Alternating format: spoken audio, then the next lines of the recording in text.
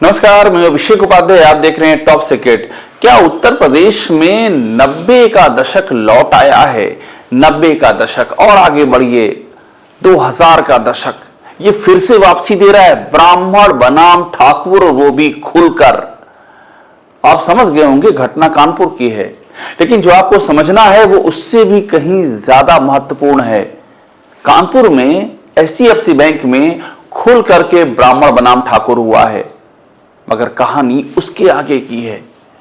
यह ब्राह्मण बनाम ठाकुर जो हुआ है ये HDFC से आगे निकल चुका है, और ये इसलिए आगे निकल चुका है क्योंकि अंदर अंदर ये फोड़ा बहुत दिनों से रिस रहा था, और कानपुर की घटना में खुल के सामने आ गया, जहां HDFC में एक ही बैंक की दो महिला कर्मचारी एक दूसरे पर ब्राह्मण और ठाकुर के नाम पर हमलावर हो गई हैं।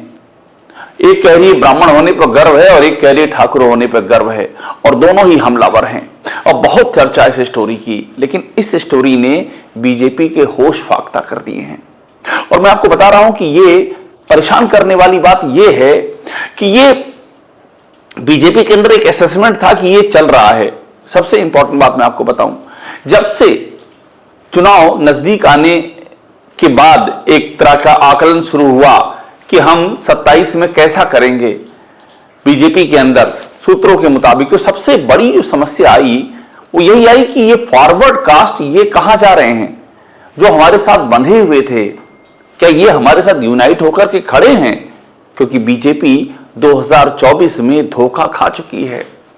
2024 में एक नहीं बल्कि कई पॉकेट्स रहे जहां ठाकुरों ने टंके की चोट पर कहा कि हम बीजेपी को वोट नहीं देंगे। बाकायदा छत्री महापंचायतें हुई, और इससे बीजेपी को जो नुकसान हुआ 2024 में वो सबने देखा। यूपी में 33 सीटों पर बीजेपी सिमट गई, और जब छत्रियों ने महापंचायत की तो उसके बाद तमाम जातियां गोलबंद होना शुरू हो गईं, और बीजेपी का सोशल इंजीनियरिंग का तिलिस्म टूट करके बिखर गया। अब जो कानपुर में घटना घटी है, जिस तरह से HDFC बैंक में, तस्वीर देखिए, मैं ठाकुर हूं, मैं ब्राह्मण हूं और गर्व है, ये जो आमने सामने तस्वीर आ गई है। अब इसके आगे देखिए, ठाकुर हूं जिससे धमका रही थी बैंक कर्मियां, वो ब्राह्मण महिला सामने आई, पलट गई पूरी कहानी। ये सब सुर्खियां हैं अखबारों की। फिर देखिए, त्रिपाठी वर्सेस ठाकुर, क्या ब्राह्मण होना पाप है? आस्था सिंह के बाद ऋतु त्रिपाठी ने दी सफाई। ये तस्वीर और ये खबर, ये पूरे उत्तर प्रदेश में ये खबर छाई हुई है, पूरे यूपी में छाई हुई है। और बीजेपी की दिक्कत यह है कि ये दोनों ही उसके कोर वोटर हैं, ब्राह्मण और ठाकुर, जिनमें से एक 2024 में छिटक चुका है और दूसरा अंदर की रिपोर्ट ये कहती है कि इस कदर परेशान है कि 2027 में छिटक सकता है ब्राह्मण। और इसका एहसास विपक्षी पार्टियों को भी हो रहा है। अभी हाल ही में जब घूसखोर पंडित फिल्म के नाम पर बवेला मचा, तो बहन जी ने उसमें सीधा स्टैंड लिया और ट्वीट किया, कहा कि ये जो हुआ ये बहुत गलत हुआ है, ब्राह्मणों का अपमान किया जा रहा है, यूपी से लेकर के पूरे देश में ये अपमान हो रहा है। इस तरह के शब्दों में बहन जी ने प्रतिवाद किया। अखिलेश यादव ने भी इस पर वार किया और कहा कि ये बीजेपी के ही लोग हैं, इनका ही सेंसर बोर्ड है, यही लोग परमिशन देते हैं, और उसके बाद जब सामने आता है तो यही लोग हल्ला करना शुरू करते हैं। सब इसके पीछे यही लोग हैं। यानी कि ब्राह्मण के मुद्दे पर समाजवादी पार्टी और BSP ये दोनों ही बहुत ही सेंसिटिव है। तो कहानी किस ओर जारी है? कहानी इस तरफ जारी है कि क्या ब्राह्मण और ठाकुर दोनों ही बीजेपी के पाले से खिसक जाएंगे इस बार? और अगर ऐसा होता है तो आप ये समझ लीजिए कि बीजेपी 2017 से पहले की स्थिति को लौट जाएगी क्या, जो 2012 में थी, जो 2007 में थी। क्या ऐसा होने जा रहा है? और इसका डर इसलिए जताया जा रहा है कि बीजेपी की जो राइज हुई है यूपी में वो ड्रामेटिक हुई है। एकदम से 300 पार कर जाना, आप 50 के आसपास भी नहीं हैं, और वहां से निकल करके 300 पार कर जाना, ये 6 गुने से ज्यादा की जो ग्रोथ है, ये ड्रीम होती है, ख्वाब होता है, ये सपनों में होती है, ये हकीकत में हुई है। और ये क्यों हुई है? क्योंकि बीजेपी ने कॉम्बिनेशन मिला लिए थे, जाति के कॉम्बिनेशन साध लिए थे।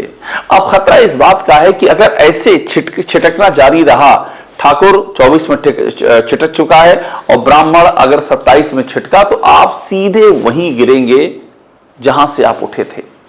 और ये बहुत बड़ा बीजेपी के लिए झटका होगा, क्योंकि इस बार भी केंद्र में बीजेपी की सरकार पूर्ण बहुमत की नहीं आ पाई है और उसके पीछे एक बहुत बड़ी वजह उत्तर प्रदेश रहा है।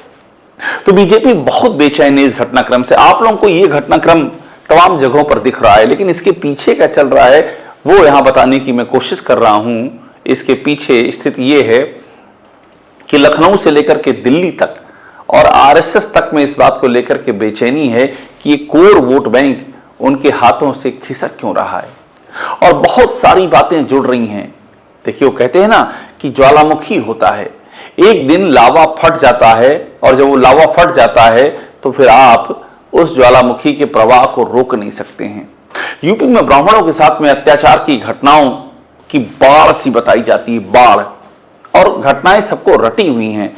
चाहे वो हाल ही में ब्राह्मण बटुक की चोटी खींच खींच करके उनको मारना हो, जिसके बाद एक भी पुलिस वाले पर कोई एक्शन नहीं हुआ, या 3 दिन की ब्याहता को 30 दिन तक जेल में डालने का खुशी दुबे का मामला हो, कई एक दो नहीं, परशुराम सभाएं जिनको कि निकलने से रोका गया, भगवान परशुराम की जयंती पर अवकाश खत्म करना, ऐसे कई मामले हुए हैं जो ब्राह्मणों को लगता है कि उनकी टारगेटिंग की गई है और उनको निशाना बनाया गया। और बीजेपी को लगने लगा है कि ब्राह्मण कहीं और जा नहीं सकते, वो मजबूरी है कि वो बीजेपी के साथ ही रहेंगे। और आप इसको जरा उसमें देखिए, नंबर गेम में देखिए, ब्राह्मण यूपी में 10%, 12%, दोनों ही आकलन है। 10% भी कहते हैं, 12 भी, ऐसे भी लोग हैं जो 8-9 कहते हैं, लेकिन एक अगर हम बीच का एवरेज आंकड़ा लें तो 10 के ऊपर तो बताया ही जाता है। इस लेवल पे ब्राह्मण की यहां पर संख्या है। ठाकुर की संख्या 5 और 7 के बीच में बताई जाती है। अब अगर ये वोट बैंक आपसे दरकता है तो आपके हिस्से में क्या आने जा रहा है, क्योंकि 2000 बीजेपी की बेचैनी समझिए, 2024 में का जो नतीजा आया है उसमें यह देखा है कि कुर्मी छिटके हैं बीजेपी से। गैर यादव ओबीसी में एक बड़ी जाति बीजेपी के हाथ से जा चुकी है। 11 में से 11 सीटों पर समाजवादी पार्टी ने कुर्मी उम्मीदवार दिए और 11 में से 7 सीटें जीत ली समाजवादी पार्टी ने। और 2 सीटें बस्ती और लखीमपुर खीरी तो ऐसी सीटें थीं जहां समाजवादी पार्टी के कुर्मी उम्मीदवार बीजेपी के सामान्य तबके के उम्मीदवारों को हरा करके जीते हैं। तो कुर्मी छिटक चुका है। आप बेचैनी समझिए बीजेपी के अंदर क्या चल रही है। कुर्मी जा चुका है, ब्राह्मण बुरी तरह से नाराज है। योगी आदित्यनाथ पर पहले ही ये इल्जाम चस्पा है कि हाता के जमाने से ही वो ब्राह्मण बनाम ठाकुर की लड़ाई की धुरी बनी हुई है। मठ बनाम हाता के, यानी कि गोरखपुर के दौर से ही जो ब्राह्मण बनाम ठाकुर की लड़ाई छिड़ी है, उसका एक किला उन्होंने खुद बुलंद कर रखा है, झंडा उन्होंने खुद फहरा रखा है। इस तरह के उनके ऊपर गंभीर आरोप लगते आए हैं और सत्ता में आने के बाद भी आरोप लगा कि वो उस माइंडसेट के आगे बढ़ नहीं पाए और इसीलिए ब्राह्मण इस कदर यहां पर पीड़ित हैं उत्तर प्रदेश में। ये एक मैसेज है। एक मैसेज ये भी है कि योगी आदित्यनाथ एक जाति विशेष की सरकार चला रहे हैं, स्वजाति सरकार चला रहे हैं। अब इन दोनों ही मैसेज के साए में आप कानपुर की घटना को देख लीजिए। और मैं आपको एक बात और बता देता हूं, यूजीसी के मुद्दे पर एक कोशिश ये हुई थी कि यूजीसी के मुद्दे पर सभी सवर्णों को एक कर लिया जाए।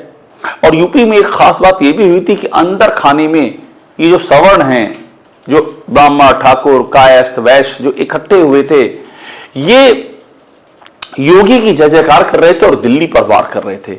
यहां तक बात आ गई थी।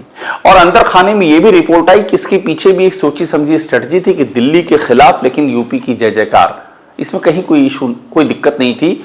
यहां लखनऊ में कहा जा रहा था, सोर्सेज बताते हैं, हम ये नहीं बता रहे हैं कि कौन ऐसा कह रहा था, नाम उनके लेने का यहां कोई मतलब नहीं, लेकिन एक परसेप्शन ये था कि एक केंद्र ऐसा यहां पर था जो इस बात से बड़ा कंफर्टेबल था और जो चाह रहा था ये और फैले कि ये योगी इनके साथ है और मोदी खिलाफ हैं। अब ये सवर्ण यहां इकट्ठा हो रहे थे यूजीसी के प्रकरांतर में, लेकिन एक झटके में ये एकता टूट गई और अब ब्राह्मण बनाम ठाकुर खुल करके हो रहा है कानपुर की एक घटना से। और ऐसा इसलिए हो रहा है क्योंकि पिछले 8.5 साल के योगी आदित्यनाथ के शासनकाल में ये बात इस कदर फैली है ब्राह्मण बनाम ठाकुर की कि आप जहां भी देखेंगे वहां पर ऐसा लगता है कि जैसे एक रेस चल रही हो।